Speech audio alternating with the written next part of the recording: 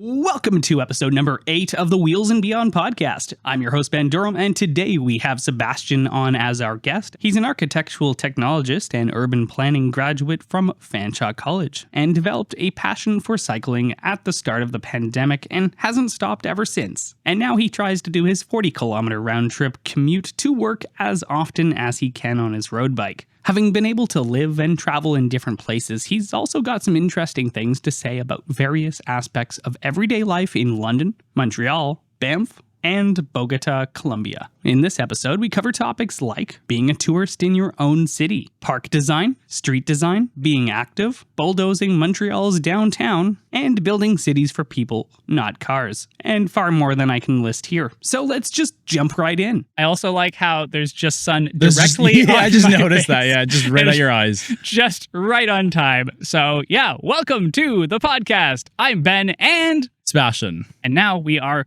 in the only bit of shade in this park, which is which park? White Oaks Park. White Oaks Park here in London, Ontario. And it's one of those things that we were just talking about while we were setting up here about park design. And you know what? We'll jump into it and then get back to who you are and stuff. But I really wanted to jump on you grew up in Colombia? I actually grew up in Canada. Okay. So I already got that wrong. Great. Yeah. Good job, Ben.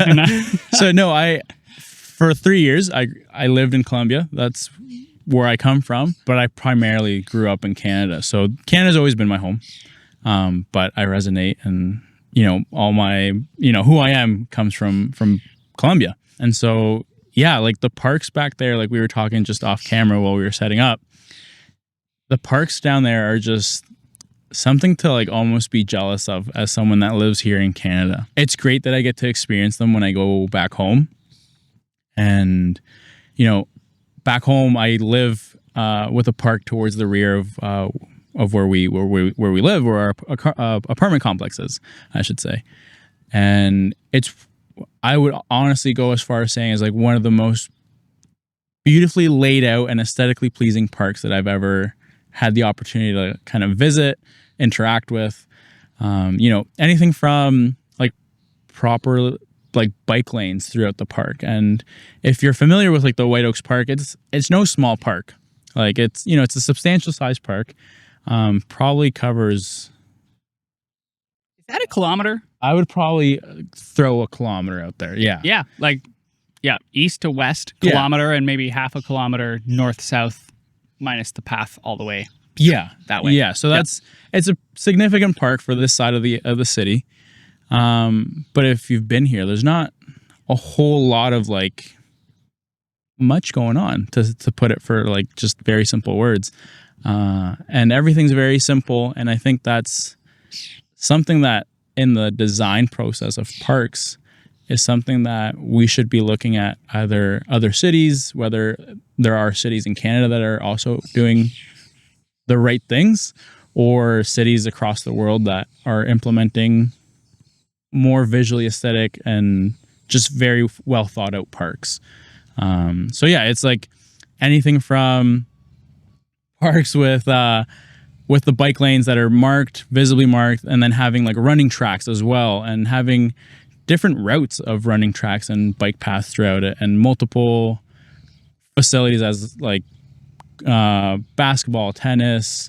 Now that like pickleball is becoming such a big thing, they have all these amenities in them and just so properly organized. And I think, as someone that lives in Canada, I would love to see that be like implemented into our parks. I think we would all benefit from it. I think having these beautifully designed parks makes you want to go to the park more, right? Like when we have such simple and kind of just, I don't want to say boring, but kind of like it's a field with grass in it. Yeah. And that's it. That's the park. That's typically it. There's not much more to it. And then, as we were setting up today, to find a shaded area or even a seating area was, far and few in between to find something. And so it's putting more thought into the usability of parks and how we as, citizens here in London, Ontario can interact with those parks and use them. More often than not, like today is a beautiful sunny Saturday morning. and there's really not much activity going on, which is a shame because, again, big park in a very residential area that, and with a fairly high population density. Like there's a few apartment buildings over there. There's medium density over here. There's medium to low density over there. Yep. Like there's a lot of people around, and this is a fairly central location. What's over there? Is that that's the splash pad? So that's the library / community center. Okay, down so there with the water. splash pad and like just the playground and all that. So is it? Can we ride through it after this? Yeah. Yeah, why not? It's a hot day. Yeah, absolutely. I want to ride through a splash pad. Maybe not with the camera gear, but I'll leave that behind. Okay, I wanted to bring up Montreal because you were mentioning that at one point. But before I get into that, because I lived there for 2 months at one point just to work remotely for funsies. This was 2 years ago. And we liked the parks there, to say the least. I feel like they have parks. But before we get to that, we never actually did a proper intro. Right. So, who are you, Sebastian? Right. So, I'm Sebastian. I've pretty much, like I've been mentioning, kind of grew up here. London's my home. It's been my home for the last, I want to say now, 22 years. It's where I, graduated elementary, high school, and college. I've graduated Fanshawe as a GIS urban planning technician. And then shortly after that, I went back to school because I didn't have enough of school. And I went back to school for architectural technologies, which was something that I knew I've always wanted to do. Why I waited to do it, I don't really know why I waited to do it and started with the urban planning side of things, but it's helped out. It's helped out in my career and just how I think of what I design. Because sometimes there's that disconnect, right? From designing a building to designing the surrounding of it. And so I think having both careers, or both educations, I'd say, has helped me kind of push that along a bit further and think of all these things like usability for on a human scale of what cities are, right? So, that's in sum who I am. And I guess the natural next question, because we have a bike in the background here, and it is not an upright Dutch-style bike, but instead it is a, can I call it a COVID bike? I mean, technically, this one was purchased not too long ago, so technically not a COVID bike, but my jump into cycling was because of COVID. It was, like many Canadians, many people, we were, all experienced lockdown together. That's something we all have to relate to. And it was a time where you can't really do much. And an excuse to go out was ride a bike, for exercise. And so I bought like a very inexpensive to me at the time bike, a road bike at the time. And that's what kind of got me into it. I just used it as like something to get out, exercise, discover the city, discover rural areas. And I say slowly, and I keep saying slowly, even on our bike ride, but it quickly snowballed into something I just completely love. And it snowballed into buying a new bike like a year and a half later. And there we go. This is not my COVID bike. My COVID bike's still at home. It's hung up on a wall because that's how I keep my storage. But they're all in immaculate condition. If they're going on the wall, they have to be clean. Oh yeah. So So okay, this is something that we don't do. But I want to know, when you get back after today, it's not too dirty today. Nope. So it's not going to see any crazy maintenance. But then let's say if there was mild wetness outside, are you a fair weather cyclist? Or yeah. Okay. So if it were raining, you probably would, let's say, drive to work? I would probably drive to work. Yeah. Got it. If it's raining, I would drive in. I'm not the biggest fan of getting wet while riding. I've done it. Your sweat. aside from that, but for a few years I did just because I had no other option. Mm-hmm. Funny enough, I just have fond memories of riding in the rain. I thought it was just such a fun time. Right. Okay. That's like, us too. It's not that I don't like to get wet. Yeah. But I have fond memories of just riding in the rain and commuting to and from work. But with this one, it's a bike that, I would label as like one of my dream bikes. And so I baby this one a lot more than my other one, than my first one. So this one's a little dirty. The backside of it is a little dirtier because I did ride through a couple puddles earlier this week, but it sees a wash every, after a couple of rides. Mine does not. We'll just leave it at that. Fair enough. Yeah.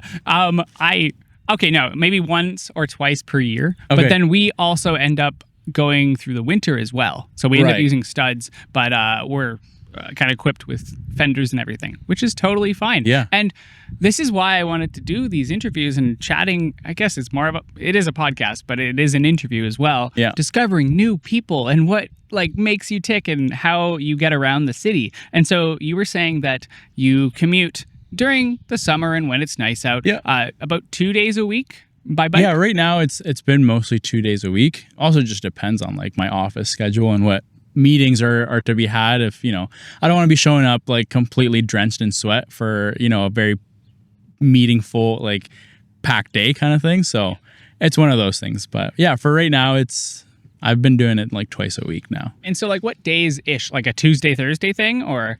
I try to shoot for Wednesday and Fridays. Awesome. Because then on the way home on a Friday, it's just leisurely. I mean, they're all leisurely rides. By nature, I'm someone who's competitive with myself.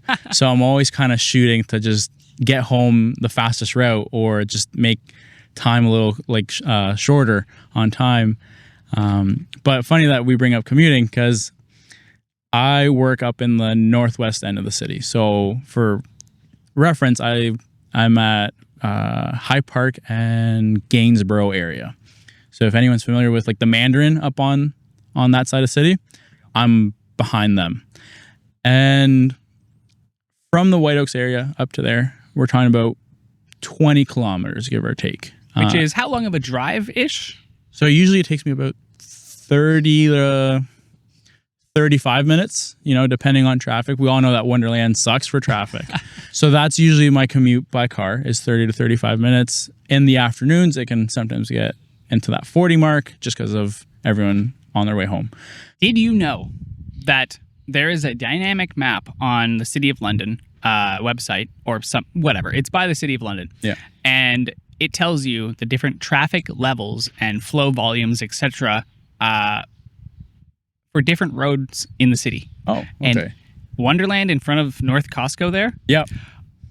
I think it's 60 to 80,000 cars per day. I can believe that. Yeah. And that's insanity. And that's why it's so crazy. It's actually heavily congested because it's so car reliant. So anyways, luckily there's no LRT going in there. Nope. For the West and North Branch, which would totally make sense. But anyways, I don't know your thoughts. You were mentioning earlier BRT stuff, but anyways, we'll get to that. We can jump to that. You were saying your commute. My commute. So I think it was this past week that I commuted twice already. Obviously, the route I take is different from the route I take by car, but I've been able to test out 3 different routes. The first route took me about, I think 50 minutes, which all in all, not terrible.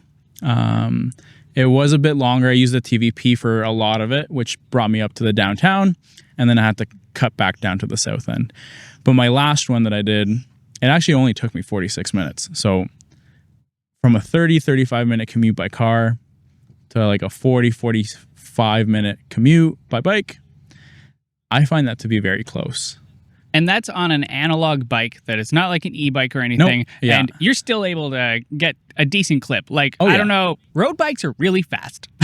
There's a lot of friction reduction. What is it? Yeah. Surface area reduction? I don't know. Yeah. I mean, I don't know. They go fast. They go fast. Yeah. I don't go into the nitty gritty of it, but they go faster, lightweight. I mean, it's also how much the rider can put down. Yeah. I'm not fast by any means compared to some people that I've come across, but I definitely from time to time get up there and I mean, a 45 minute commute by bike is not terrible, versus the 35 versus in a car, 35 where I'm sitting in my car, stuck in traffic. Odds are someone's cut me off at least 5 different times. It's the same view every single time, It's just commercialized areas, cars, repeat. And when I bike home, it's a little bit of that because some of the bike routes take me through those areas. And then I jump on the TVP and then through small residential areas. And it's a fun way to kind of explore your own city. You know, that's the biggest thing. It's one of my favorite things, to be honest, about why I like to bike. And before I used to bike, like I was telling you, down to the downtown, because that's where I used to work. And just exploring different side streets, exploring, you know, I would come across stores that I didn't even know existed. So like, it's cool. It's such a fun way to be a tourist in your own city, you know? That's a really good way of putting it, because in a car, you're getting from A to B. And if you have a fancy car, you may want to, I don't know, take it to a racetrack or somewhere else and go on the country roads. But you're not really... You're driving the car. You're not really focused on the small little details. No. And it's really hard to stop because you're in traffic. Yeah. And it's like, oh, I want to stop there. I can't because there's no parking, etc. On a bike, you just bring... Actually, it's so light and nimble that... Do you end up bringing it in places? Or yeah, for the most part, I bring it in. Again, I don't usually carry much with me when I'm riding it. Like if I'm commuting, I have like my backpack with change of clothes. If I'm riding around just like on a Saturday or after work, I don't normally carry like a lock or anything, right? Most places are fairly cool to just let you walk it in. Luckily with like some of the stores here in the White Oaks area, like more of like the smaller stores that I like frequent, they kind of know me in that regard, and they'll be like, yeah, just bring it in or like leave it up against the counter kind of thing. So yeah, in that regard, it's nice. It's like you said, I can stop wherever I want, go into a shop, take a picture of something, you know, talk to, you know, a friend that I might come across instead of just like text them after like, oh, I saw you while I was driving, you know? And I think being a tourist in your own city is like such a cool thing, because the city of London, like I've been here for, I think close to 22 years, I want to say. City of London is very diverse. There's people from all walks of life, all different experiences and backgrounds and ethnicities. And even like the businesses also reflect that. And so it's cool to, you know, ride past something and be like, oh, I didn't know London had this kind of store, or, you know, and it's one of those neat things of, again, being a tourist in your own city. And it's a great way that if you go to another city somewhere else, that's the best way to sightsee a city, is ride your bike or like rent a bike. Most major cities nowadays have those, like the locked up bikes that you pay the bike share ones. The bike share ones. Yeah. Okay. And you just ride around, and it beats driving around in a car. You know, like you go, and maybe we can talk about this now or later on, but like you go to Montreal, you know, that's one of my favorite cities that I've had the pleasure of going to. I have family that lives there, so I frequent it quite a bit. And the bike share system's awesome. Yeah. The bike infrastructure is awesome. I feel like it is the proper time to mention Montreal and bring it back up, because I mentioned earlier that we'll come right back to it. This is the now. Core Montreal. Yeah. Really nice. We were there. Oh, yeah. We were over in Verdun. That's where we were. And then we would like bike up to the core. And the bike paths, like across bridges and along highways. Yeah. It's like, hold up. What? Like people are like, oh, like we don't need bike lanes, I don't know, from Toronto to London or something. And it's like, well, actually... I mean, that wouldn't... It's not a bad idea. It's not a bad idea. It's small, and maybe it doesn't get plowed in the winter or something. Yeah. Because that track for, I don't actually know how long that would be. It'd be a hefty, yeah. But the interesting thing is, it's not only for Toronto to London. It's all those in between places too. Yeah. It's like, to hey, go to there's and from, other towns, but on a highway, most of the time you are just blasting right past those because you're point A, point B. You're going to Toronto and you're not going anywhere else. Meanwhile, just like in the city, but at maybe a larger, slower scale, is the small towns. Yeah. I never really thought of it that way. Okay, back to Montreal though. Yeah. No, and like before we might jump into Montreal, I just thought of like highways and bike lanes. I was recently out in Alberta, and I was specifically out in Banff, and I was traveling through from Banff to like Lake Louise area, that in between. Yes. Yep. And something I noticed was there are bike lanes I don't know if you've noticed that before, but to my surprise, I just saw people riding their bike. Granted, it's protected.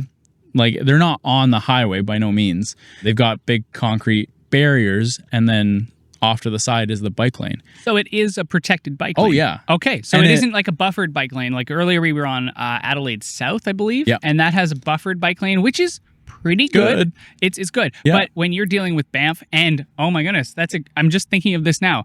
The distractedness. It's not even to do with phones when you're out there. No. The tourists, including us, And, you're just oogling, whatever the thing is. You're just you're like, whoa, mountains, and then hopefully no one's in front of you. And so those protections. Yeah. Wow, I'm just realizing how important it's that is. Huge. Whoa. Yeah. Like you said, like even myself when I was out there, naturally because we're not surrounded by mountains, we're in awe when we go there, and so it's easy to just be driving and just get distracted. And there's so many weaves out there. If you are ever driving and paying attention, which you should be, but like you're driving and you just occasionally see cars drift because the driver's just like.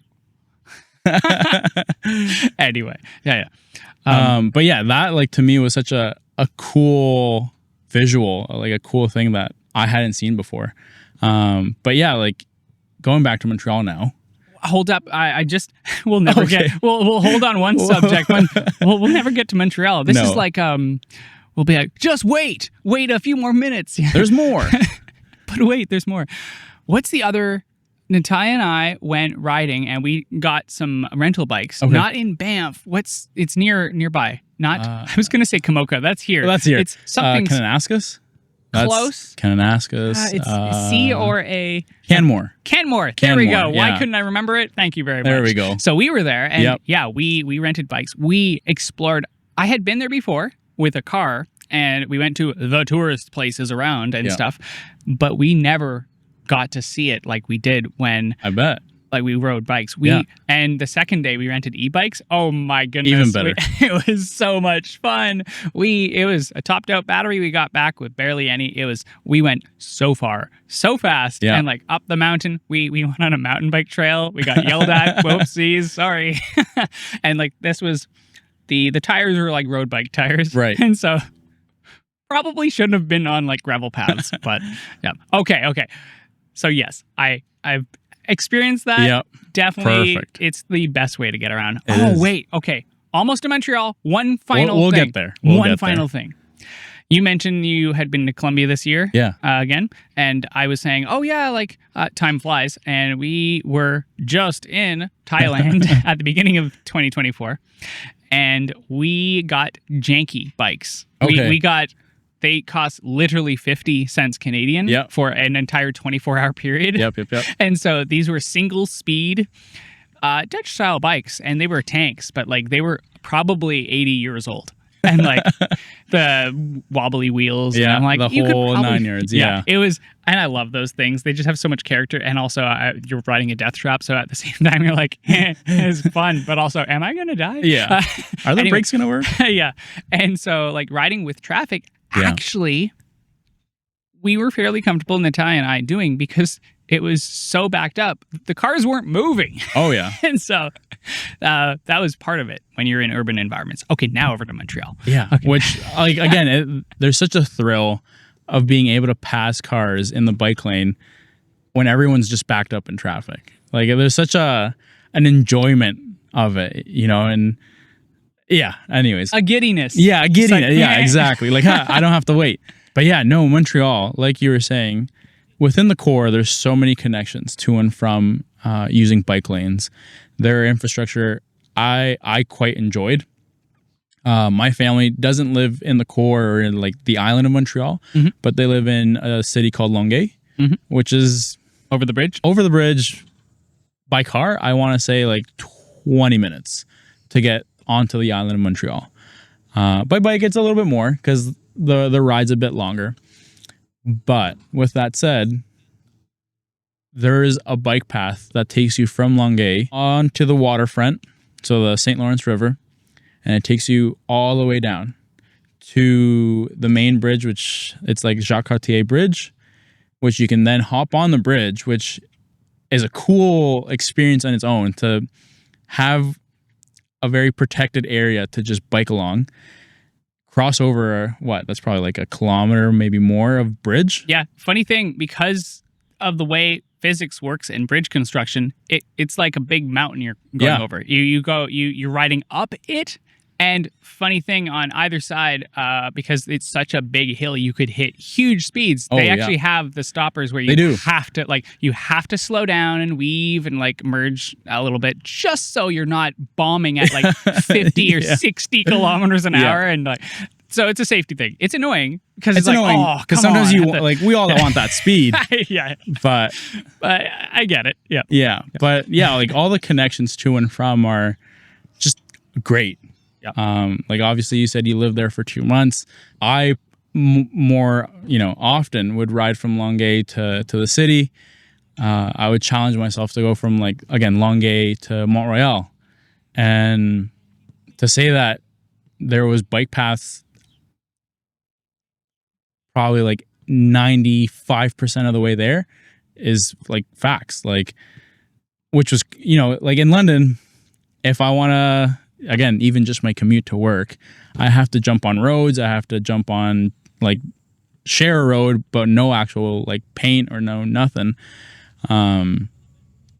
It's just the infrastructure there is so thought out, and because it's such a livable city, right? Like they have so many amenities within a walking distance of all the residential zones that it encourages that. Like you've been there. The anyone who's been there, yeah, finding parking anywhere, like either downtown or any residential side of Montreal, it's a nightmare.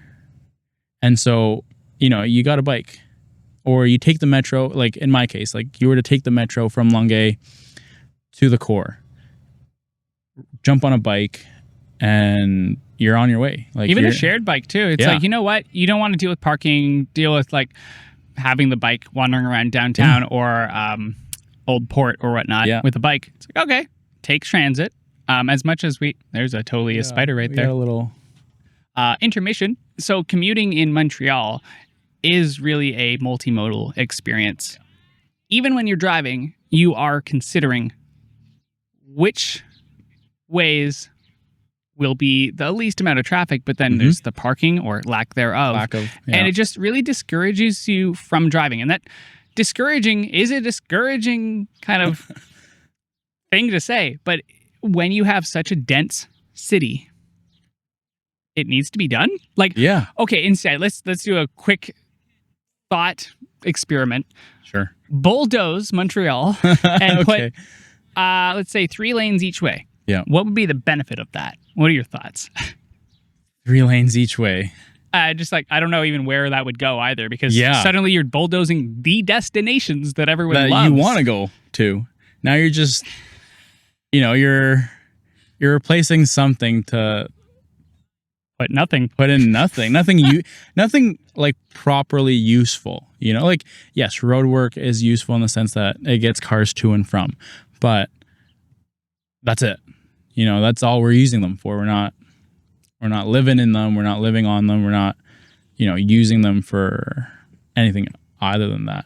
And a lot of people say that transit and bike lanes, they cost a lot of money and they're a liability. Kind of, but not really, because they do a thing. Yeah.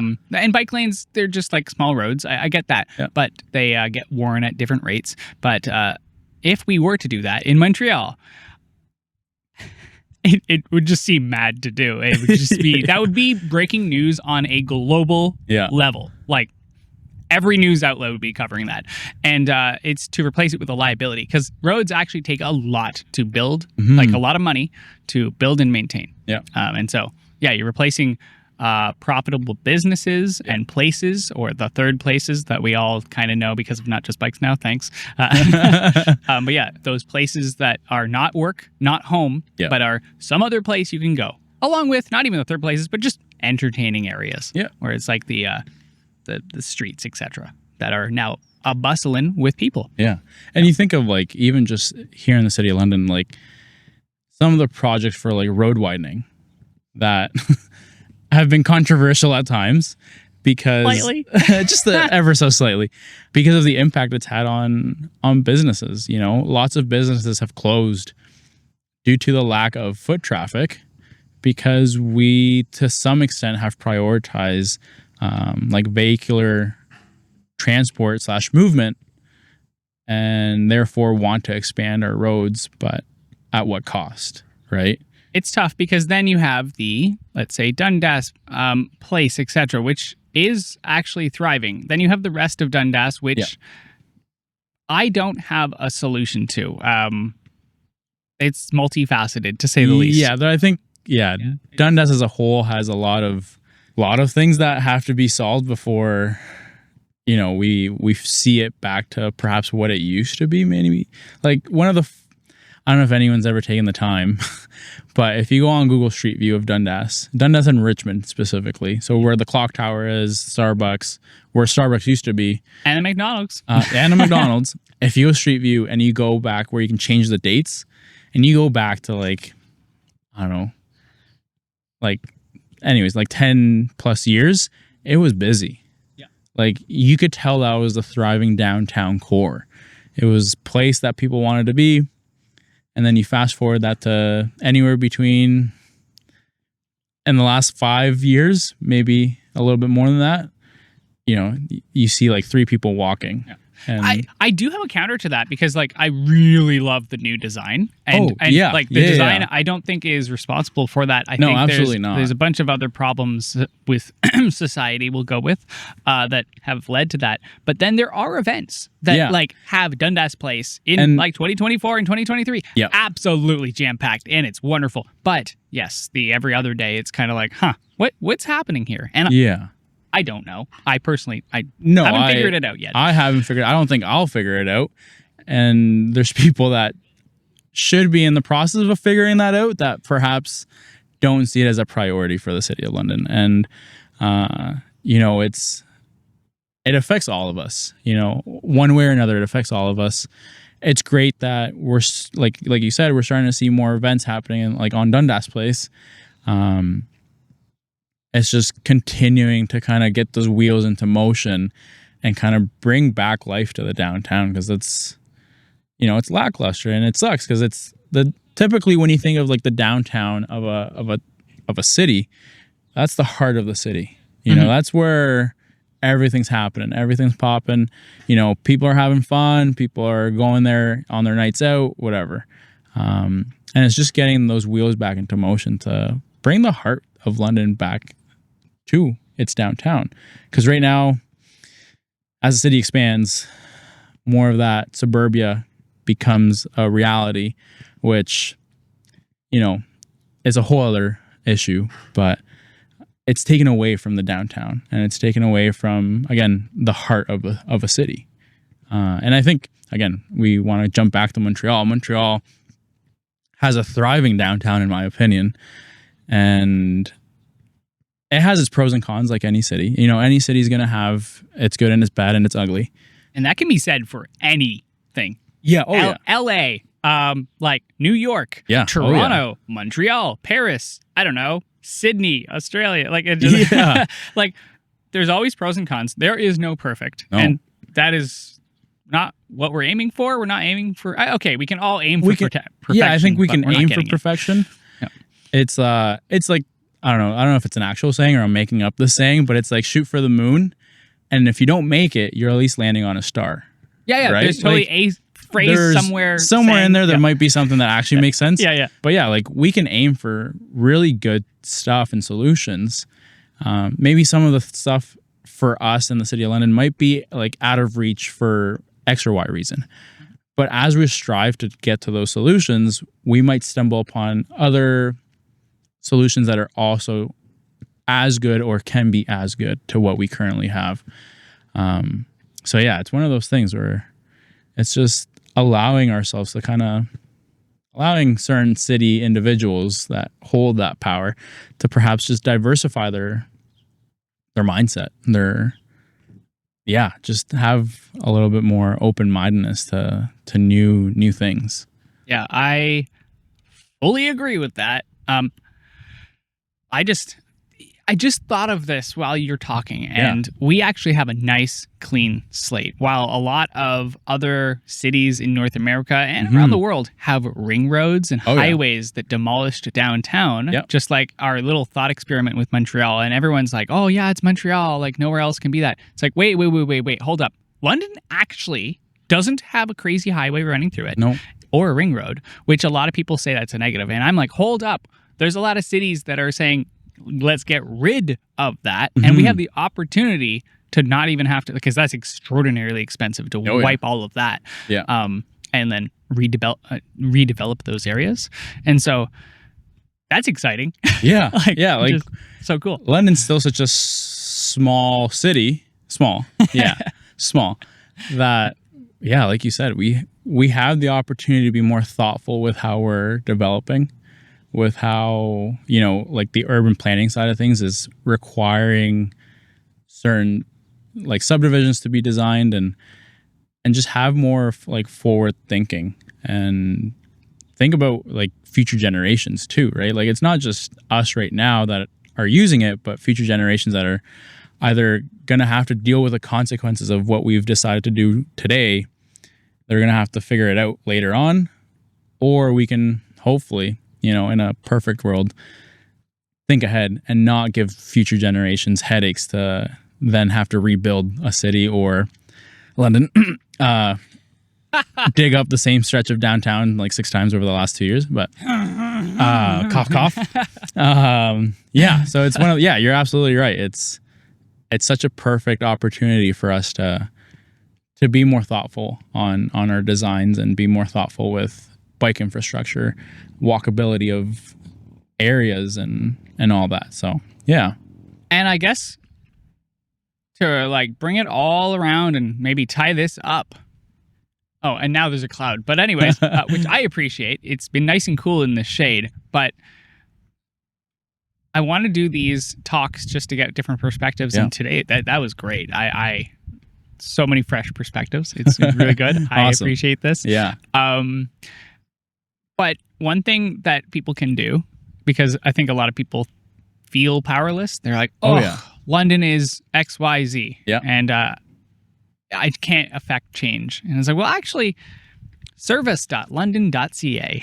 That's my pitch in the next like few pieces of content that I make, because it's like we've planted like about 100 trees or so at this point just by requesting. And I'm curious to see what happens if I do that here, because it usually takes, let's say, 8 months. They can't just But if you go ahead and do that and request shade around the basketball court, that can't be a bad thing. No. Because trees, like, I said this on another podcast, and I'm like, I forget what it's called. I really need to figure out what it's called. But they just cool the air. With the moisture, something. Well, even just like our quick little ride searching for a spot. Like we went down further to a more covered area with more like tree canopy, and you could significantly tell how much cooler it was, and that, again, that's also like an urban planning thing. Like the more roads we put in, the more, big commercialized areas with, focus on cars where we have massive parking lots, heat islands, aka heat islands. And we're absorbing that heat and then bouncing it back, right? And if anyone stands at like a Costco parking lot on a summer day, you let me know how that goes, because there's no temperature change, like, and that's also like a whole other topic that can be a wormhole, a rabbit hole of things to talk about. But like it's significant. We need to start building cities for people. Yeah. Done. That's the podcast. That's it. Yeah, that's the moral of the story. It's building cities for people, communities, all that. Like at every scale, is building for the people and not building for the cars for people to use and then around that, just to like jump back to like Colombia. Yeah. Mm-hmm. So where I'm from like the capital of Bogotá, and we live in a very big development. It's all apartments, like mid-rises, and they're all structured in a way where everything's walkable. So all like you have cut throughs through every little piece of land, and I'll show you off camera like what it looks like on a satellite. But you have like this big parkway that cuts through the apartment complexes that ties you in from the equivalent of, like, let's say like Bradley here. And on Bradley, you have like a little private court where there's like little convenience store, grocery store, laundromat, like all those things that in a community you would kind of want. And then from there, you like stretch all the way across, and it's a good walk. Don't get me wrong, but it's all walkable, and you get to like the nearest mall. And then from there, it's even more walkable. And then from there, it feeds onto these parks, and these parks that are, 2, 3, 4 kilometers, in stretch that you can just discover. And not to say that all of Bogotá and all of the city is aimed for pedestrians and aimed for the people, but there's pockets like that are just, it's so like pleasing to be coming from Canada and going back home to visit that, and it's so pleasing that you even thought to bring it up. Like, yeah, I feel like car-centric places are not something that you talk about. You're like, I went to this place, it was fine. And then you talk about the destination that you used the car to go to, which is, let's say you went camping in the Grand Canyon or something, but otherwise it's like, well, okay, like the actual city nearby, etc. Or something. Meanwhile, there's already good examples of it, and it's a matter of trying to implement those examples into, again, a canvas that hasn't been fully painted on, but we can take examples from what's already been going on and what's worked. I feel like City of London sometimes is a little outdated with some of their decisions, but that's okay. It's a matter of learning from them and just discovering what's out there. Yeah, it is iterative. So yeah, that's a good thing. Yeah. And yeah, like it's all about making those small changes, which is good. I think we're going to get there if we have some, I think staff of the city, I think you guys know what you're doing. I sometimes feel as though, and not only feel, but know, that some counselors just may or may not need some education or to travel a bit. Yeah. Just going to say that. Just get outside of London, get to other walkable areas. The places that people say, wow, that was an amazing vacation. I wish we could have that, but we can't because I want my suburb or something. Yeah. And it's okay to have suburbs too. Absolutely, yeah. It's the hub and, oh, by the way, like the core London bit, hub and spoke. So you have the hub of the city, so Montreal, and Montreal still has suburbs, and it still has a bunch of. You were mentioning like what is it? How many kilometers away was Longueuil is like 20, I want to say, give or take, over a river, across a bend, etc., etc. And yet you still end up traveling to core Montreal, for reasons. And like even just City of London, like just to try to keep it local in a sense of like we have our core, we have all that, right? And then we have little pockets like Wortley or like, like those Old South or Old North little neighborhoods that some of them have all those amenities of like the things you need, whether it's doctor's offices, like grocery, laundry, whatever, etc. And they're all walkable for the most part. And we've done it. At a certain point in London's history, we've somewhat done it.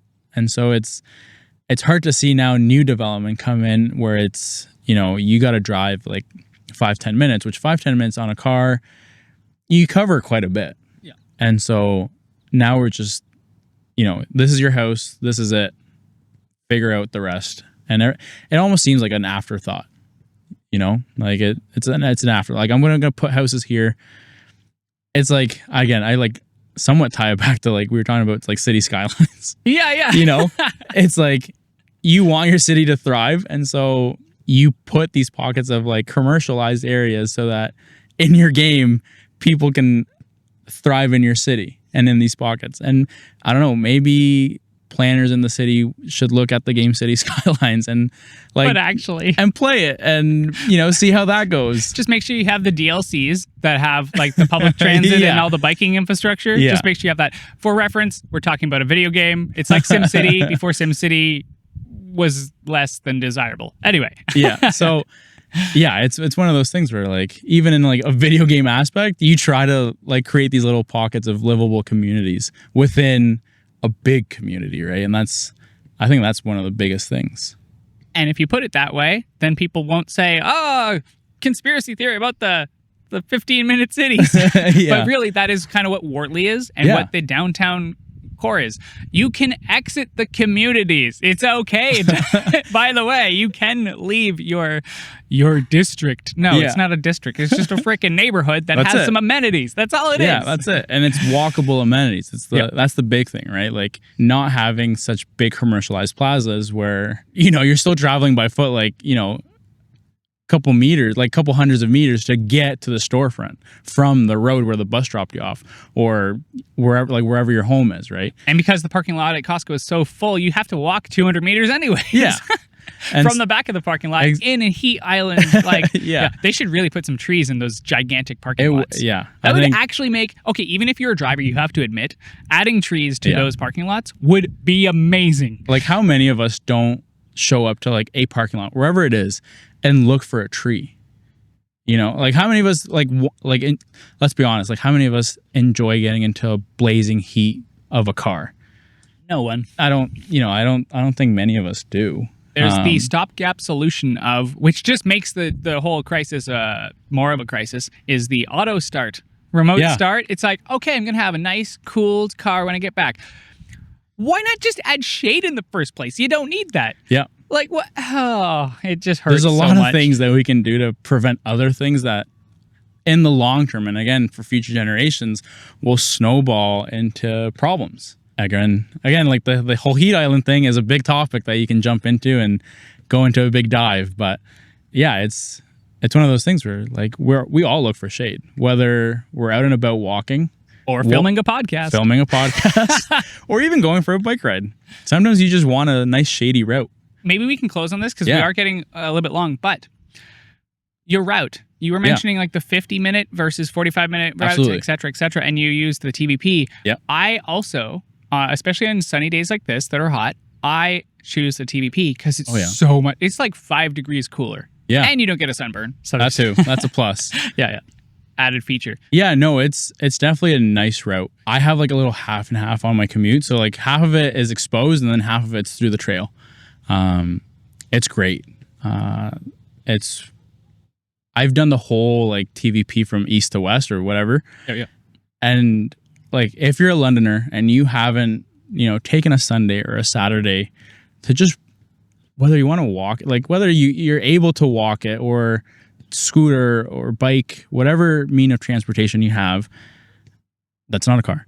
If you have a car and you go on the TVP, we got problems. I genuinely encourage you to explore it. The first time I did the full like loop was with a couple buddies last year.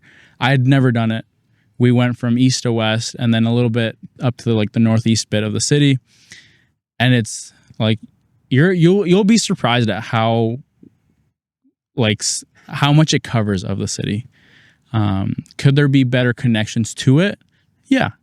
Is that something that like city councilors and whoever's in charge can definitely look into? Yeah, absolutely. And they are improving a few connections, especially south. I forget the branches. Either way, they are improving connections. Even this year and next year, there's a bunch of great connections going in. And they did those bridges over near the North London athletic fields that we use to traverse the city regularly, year round, because they are plowed most of the time. Okay. So like, that's cool. Pretty good. Sometimes not so plowed and we have to resort to other things. But anyways. Yeah, but I think like as Londoners, we should take advantage of them, right? Like we have this amenity and many others like it throughout our city.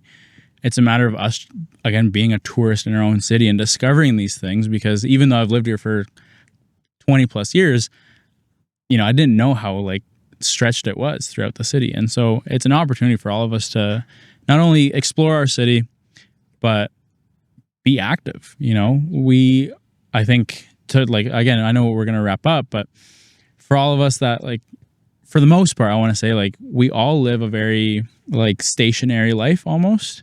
Sedentary. There we go. Yeah. And so, whether it's we drive to work, sit at work, vice versa, go home, hang out with the family on a couch or whatever, wherever we're hanging out. It's good that we can do that, but like having a active lifestyle, and active doesn't mean you're going out. Like if you're going on a bike, doesn't mean you have to go do like 30 kilometers, 20.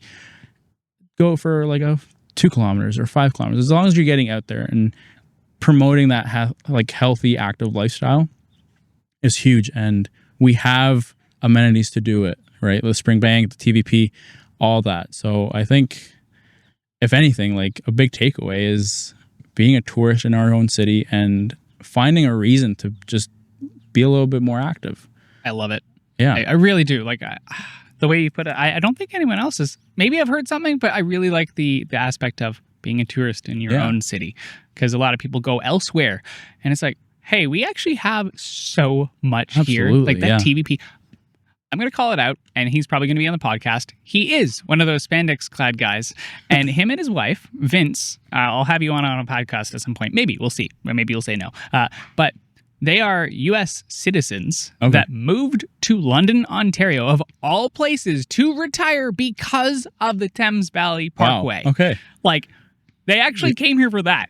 Yeah. Along with probably a few other things. But, like, no, it actually is a really important part of the city. It is. And a lot of people have never been on it. I cannot get over it. It's huge. And yeah, I think if we were to encourage people to do something, it's go out there, explore it, you know? Worst case, seriously, if you don't have a great way of getting there that is safe, because we don't have that proper infrastructure, you can get a car rack for you and your kids, or you and your whoever, your friends. Someone has a truck around. I don't know. Figure out a way actually, I have another way. This is not sponsored yet again, but you can rent bikes right off of the TVP at the London Bicycle Cafe. Oh, they are. Oh, I didn't know that. That's either cool. regular bikes, acoustic, or electric bikes, and you don't have to, aside from crossing one residential road that is not very busy, then you're on the TVP. Yeah.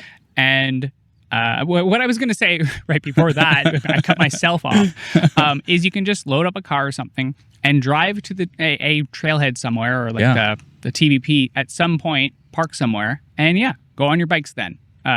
You can do it that way.